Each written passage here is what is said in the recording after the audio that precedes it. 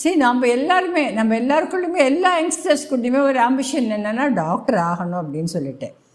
நீங்களே எடுத்துக்கோங்க, ஒரு பெரிய இசை அமைப்பாளர் யார், நம்ம ஏஆர் ரஹ்மான் சார் எடுத்துக்கலாம், இசைஞானி இளையராஜாவை எடுத்துக்கலாம், இப்போ லேட்டஸ்ட் ட்ரெண்டில் நம்ம அனிருத்தை எடுத்துக்கலாம். ஓகேயா?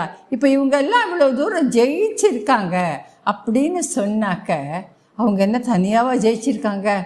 அவங்களுக்கு பின்னாடி எவ்வளவு பேர் இருக்காங்க.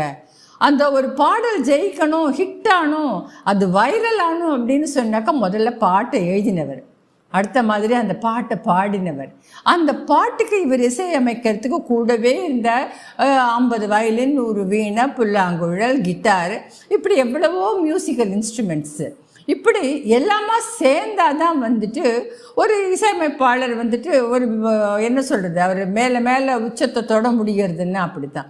அந்த மாதிரி தான் ஒரு டாக்டர்